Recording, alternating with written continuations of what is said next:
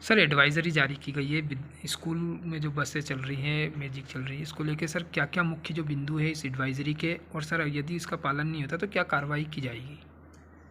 अभी क्योंकि कोरोना काल के बाद से अभी स्कूल वापस अपनी फुल कैपेसिटी में स्टार्ट हो गए हैं, और क्योंकि काफ़ी संख्या में बच्चों का रोज़ाना आवागमन होता है स्कूल में, इस पहलू पर सुप्रीम कोर्ट की भी गाइडलाइंस जो हैं वो जारी की गई हैं कि जो उसमें जिन वाहनों में बच्चे आ जा रहे हैं उसमें क्या सुरक्षा की दृष्टि से उपाय करना है और क्या क्या उनकी सभी की क्या क्या इसमें जिम्मेदारियां हैं उसका निर्धारण किया गया है। इस संबंध में बाल आयोग की तरफ से भी दिशा निर्देश थे कार्रवाई के। इस संबंध में यातायात पुलिस ने 45 ऐसे वाहन जिनके की ओवरलोडिंग हो या उनके वाहन में जो है परमिट ना हो या अन्य उसमें कुछ खामियां हो, इस संबंध में 45 वाहनों पर कार्रवाई की गई है, जिसमें कि कोर्ट के द्वारा जो है समन शुल्क जो है 2,70,000 का उसमें वसूला गया है, और ये कार्रवाई आगे भी जारी रहेगी। इसमें मुख्य ये है कि जो ड्राइवर हैं वो अनुभवी हों, पहले से उनका कोई वायलेशंस ना हो, जीपीएस, स्पीड गवर्नर ये सब इनबिल्ट हों, कैमरेज लगे हुए हों गाड़ी के अंदर, प्रॉपर परमिट वाली गाड़ी हो, उसमें एस्कॉर्ट होना आवश्यक है, उसकी चिटकनी और उसके जो दरवाजे हैं उसके मापदंड इसमें निर्धारित है।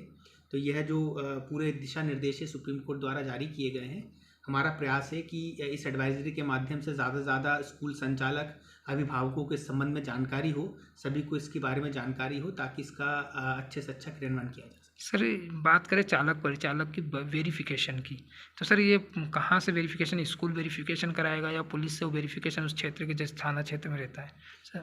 इसमें यह है कि जो वाहन चल रहे हैं इसमें दो तरीके के वाहन हैं। एक जो स्कूल के द्वारा स्वयं लगाए गए हैं, तो उसकी जानकारी संबंधित स्कूल के जो संचालक हैं जो वहाँ से प्राप्त की जाएगी, और जो अभिभावक अपने स्तर पे लगा रहे हैं तो वह उनकी जिम्मेदारी हो जाती है कि वो जो ड्राइवर कंडक्टर है उनका वेरिफिकेशन सुनिश्चित कराए। इस संबंध में हमने 2 प्रोफार्मा बाल आयोग के दिशा निर्देश अनुसार बनाए हैं, जिससे कि ये जानकारी जो है स्कूलों से और अभिभावकों से संकलित की जा सके, और बाद में उनका जो भी इसमें ड्राइवर और कंडक्टर है उनका भी सूची के अनुसार उनका वेरिफिकेशन करवाया जा सके, और आरटीओ के माध्यम से जो भी ये बसेस इनके लिए उपयोग हो रही है वाहन के लिए, उनका जो है इसमें वेरिफिकेशन हो सके कि ये सब मापदंड अनुसार है कि नहीं है।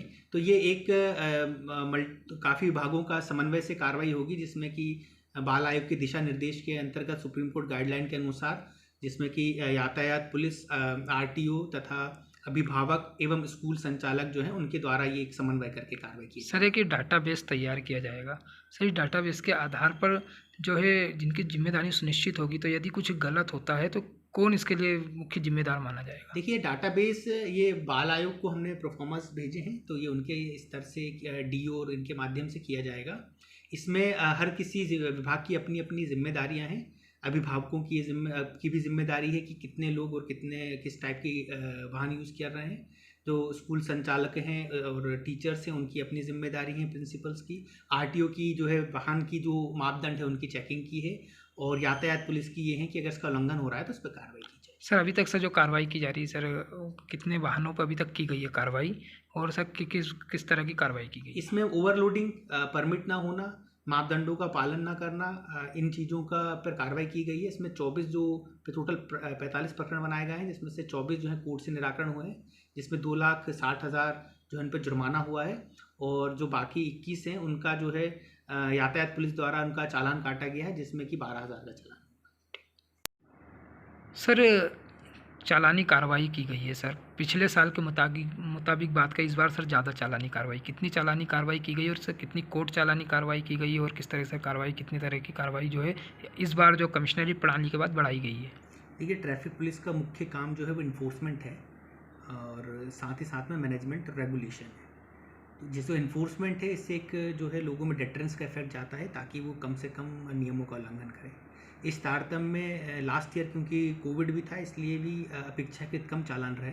इस वर्ष जो है जो चालानी कार्रवाई है वो लगभग दोगुनी जो चालानी कार्रवाई है लास्ट ईयर के कंपैरिजन में की जा चुकी है। इसी प्रकार जो कोर्ट में प्रकरण प्रस्तुत किए गए हैं वो भी लगभग 10 गुने जो है इस बार जो है प्रकरण किए गए हैं।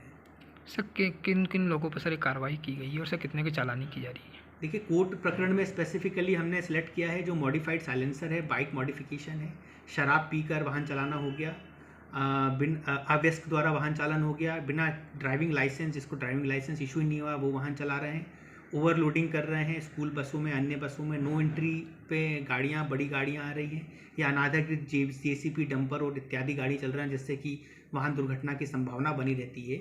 मुख्यतः उन पर कार्रवाई की जा रही है। इसमें ध्यान रखा जा रहा है कि जो है जो बड़े वायलेटर्स हैं जिनके कारण सुरक्षा पे ज़्यादा समस्या उत्पन्न होती है यातायात वाहन में, उन पर ज़्यादा से ज़्यादा कार्रवाई की जाए।